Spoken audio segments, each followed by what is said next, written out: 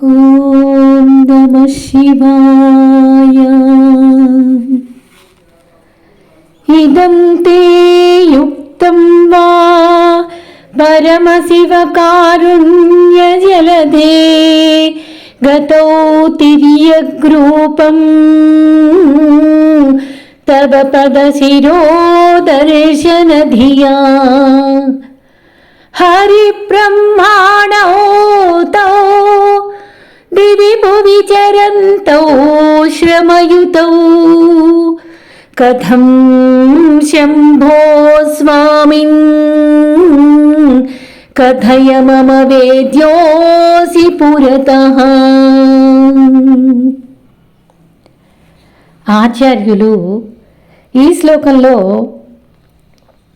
ఇప్పటిదాకా నేను రచించినటువంటి ఈ స్తోత్రంలో పై శ్లోకంలో చెప్పారు కదా, ఇవంతా కూడా నా కవిత కన్య, దీన్ని నువ్వు భక్తితో నేను రాసుకున్నాను, నువ్వు స్వీకరించాలి, నన్ను అనుగ్రహించు అని ప్రార్థన చేసి ఈ శ్లోకంలో ఓ పరమశివ ఇదంతే యుక్తం వా, ఎట్లాగా నిన్ను తెలుసుకోవాలయ్యా?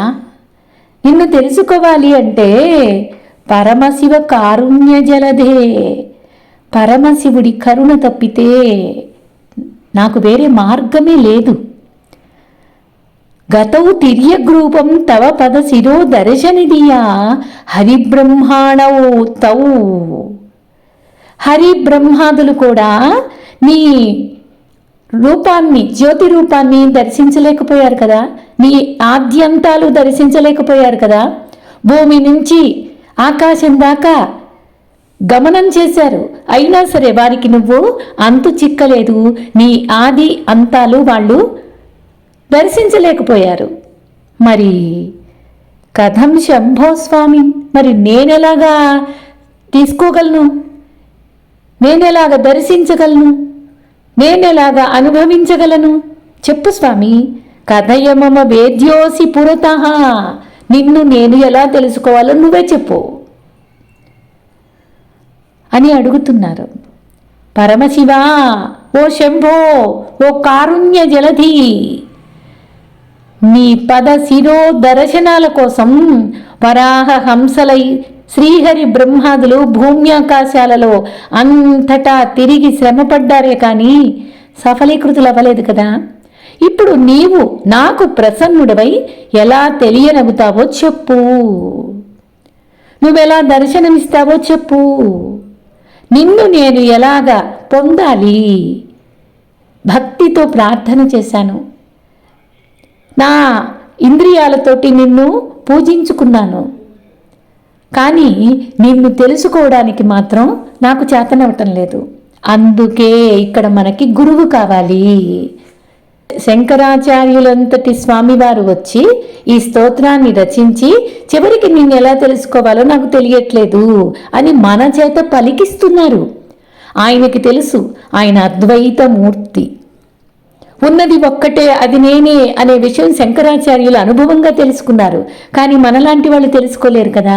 అందుకని మన చేత ఈ స్తోత్రాన్ని పలికిస్తూ ఇలాంటి భావనను అర్థం చేసుకోవడానికి లాగా చివరి శ్లోకంగా రచన చేశారు. నిజానికి గురువు లేందే మనకి వీడు భగవంతుడు అని ఎవరు చెప్తారు?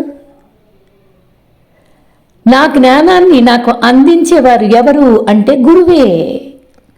అతి ప్రాచీన కాలం నుండి కూడా భారతీయ సంస్కృతిలో గురువుకి అత్యున్నత స్థానం ఉంది. తల్లిదండ్రుల తరువాత స్థానం ఎవరిది అంటే గురువుదే. అంతేకాదు, గురువును త్రిమూర్తి స్వరూపునిగా సాక్షాత్తు పరబ్రహ్మగా పూజించటం పరంపరంగా వస్తున్నదే. మన ఆచార సాంప్రదాయాలలో గురువు చెప్పినటువంటి దాన్ని మనం ఆచరించి జ్ఞానానుభవం పొందాలి. సదాశివ సమారంభాం శంకరాచార్య మధ్యమాం అస్మదాచార్య పర్యంతాం వందే గురు పరంపరా అంటున్నారు కదా. అలాగే ఇంకా గురువులని ఇలాగ ప్రార్థించనిదే ఆధ్యాత్మిక ప్రసంగం చేసే ఏ ప్రసంగకర్త అయినా తన ప్రసంగాన్ని ప్రారంభించడు. గురువుల్ని ముందు ప్రార్థన చేస్తాడు. ఆయన అనుగ్రహంతోనే ఈ వాక్కంతా, ఈ జ్ఞానానుభవాన్ని అందరికీ అందించగలుగుతాడు. తనకు విద్యాబుద్ధులు నేర్పిన గురువుకు ముందుగా అంజలి ఘటించటం అనేది తన సంస్కారం. తనకు తన జాతికి జ్ఞాన భిక్ష పెట్టిన మహాత్ములను స్మరించటం మన సాంప్రదాయం. అందుకే శంకరాచార్యులను మనం ఎంతో స్మరణ చేసుకోవాలి. అందుకని ఆయన చివరి శ్లోకాలు భగవంతుడికి నివేదన చేస్తే మనం గురువుకు నివేదన చేసుకుందాం. గురువు అనుగ్రహం ఉంటే సాధించలేనిదంటూ ఏదీ లేదు. అందుకే దేవుడు ఆగ్రహిస్తే గురువు రక్షిస్తాడు, కానీ గురువు ఆగ్రహిస్తే రక్షించే వాళ్ళు ఎవ్వరూ లేరు అని ప్రార్థనలు చెప్తూ ఉంటారు. మరి ఇంతగా భక్తి శ్రద్ధలతో గురువును పూజించినప్పుడు ఆ గౌరవాన్ని అందుకునే గురువుకు కూడా కొన్ని విశిష్ట లక్షణాలు ఉండాలి. సద్గురువు ఎప్పుడు శిష్యుల పట్ల పక్షపాత బుద్ధిని ప్రదర్శించకూడదు. దాపరికం లేకుండా ఏమాత్రం సర్వతోముఖంగా అభివృద్ధిని కోరుకొని వాళ్ళకి విద్యాదానం చేసినటువంటి వాడే సద్గురువు అవుతాడు. తన దగ్గర విద్య నేర్చుకున్నటువంటి శిష్యుడు వృద్ధిలోకి వచ్చి 10 మంది మన్ననలను పొందుతూ ఉన్నప్పుడు ఆనందించగలిగిన వాడే నిజమైన గురువు. అందుకే విద్యాదానం సర్వశ్రేష్టమైనది అని చెప్తారు. తన విద్యను, విజ్ఞానాన్ని తరువాతి తరాలకు అందించటం అనేది గురువు బాధ్యత. తనకు తెలిసిన విద్యను ఎవరికి బోధించకుండా స్వార్థంతో ప్రవర్తించినటువంటి గురువులు, వాళ్ళు కథలు వేరే ఉంటాయి. అది గురువు కాకపోవచ్చు. అందించటం అనేది గురువుగా చెయ్యవలసినటువంటి కర్తవ్యం. ఏ విషయాన్నైనా కథారూపంలో చెబితే మనసుకి హత్తుకుంటూ ఉంటుంది. గురువు శిష్యులలోని వినయ విధేయతల్ని, శ్రద్ధాశక్తులని గమనించి వారికి ప్రోత్సహిస్తూ విద్యను నేర్పించాలి. శిష్యులందరూ ఒకే విధంగా ఉండరు కదా. అనేక కారణాల వల్ల ఒకవేళ దుర్గుణాలను అలవరుచుకున్న వాళ్ళు కూడా ఉండొచ్చు. వాళ్ళని కూడా చక్కదిద్దే బాధ్యత కూడా గురువుదే. నయానో భయానో వారిని సరైన మార్గంలో పెట్టి విద్యతో పాటు ఉన్నత వ్యక్తిత్వాన్ని కలిగి ఉండేలా చేయటం సద్గురువు యొక్క బాధ్యత. ఈ క్రమంలో గురువు కొంత కాఠిన్యాన్ని ప్రదర్శించవచ్చు. ఈ కాఠిన్యం ప్రేమపూరితమైందే కానీ ద్వేషపూరితంగా ఉండకూడదు. ఆధ్యాత్మిక సాధనలో ఉన్నటువంటి శిష్యుడైతే గురువు తనకు పెట్టిన పరీక్షగా సాధనా క్రమంలో వచ్చే ఒక ఆటంకంగా భావించి దాన్ని అధిగమించే ప్రయత్నం చేస్తాడు. లౌకిక విద్యల్లోనైనా ఆధ్యాత్మిక విద్యల్లోనైనా సన్మార్గ దర్శనం చేయగలిగిన వాడే సద్గురువు.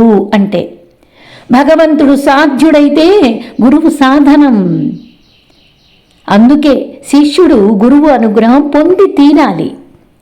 శంకరాచార్యులు మనకు ఈ స్తోత్రాన్ని రచింపచేసి మన చేత పలికించి ఆయన అనుభవాన్నంతా మనకు అందించి మన మనస్సుని, మన బుద్ధిని, మన చిత్తాన్ని ఎలాగా శివుని పాదాల దగ్గర సమర్పణ చెయ్యాలి అనేది నిరూపణ చేసి అది తెలియచెప్పి మనకి ఆ భక్తిని మన హృదయం నిండా నింపి ఈ స్తోత్రాన్ని మన చేత పలికించి మనల్ని ఉద్ధరించడానికి వచ్చినటువంటి ఆచార్యులు గురుదేవులు. భగవంతుడే శంకరాచార్యుల రూపంలో వచ్చి మళ్ళీ భగవంతుణ్ణే ప్రార్థన చేస్తున్నారు. ఆ పరమశివుడే శంకరులుగా అవతరించారు. మళ్ళీ శంకరులే పరమశివుని ఆరాధిస్తున్నారు, స్తోత్రిస్తున్నారు. ఇది ఎందుకు అంటే మనలాంటి వాళ్ళ కోసమే, మనల్ని ఉద్ధరించటం కోసమే. శివానంద లహరి అనేది ఒక అద్భుతమైనటువంటి ఆనంద లహరి, ఆనందమైనటువంటి స్తోత్రం. ఒక్కొక్క శ్లోకం శరీరాన్ని, మనస్సుని తరింపచేసి పులకరింపచేసేటటువంటి అద్భుతమైన స్తోత్రం. అయ్యా పరమశివ, హరిబ్రహ్మాదులే కనుక్కోలేనటువంటి నీ రూపాన్ని నేనెలా తెలుసుకోగలను అని అంటే అది గురువు ద్వారా మనకి బోధ రూపంలో అందిస్తున్నారు.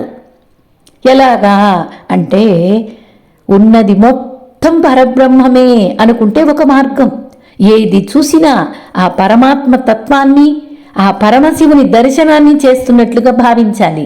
లేదు, ఉన్నది మొత్తం మిథ్యా, ఆ నేను మాత్రమే ఆత్మస్వరూపాన్ని, అదే పరమశివ స్వరూపం, అదే గురువు అనుగ్రహంగా మనకి జ్ఞానబోధగా మన లోపల అంతర్వాణిగా మన లోపల వినపడుతూ ఉంటుంది.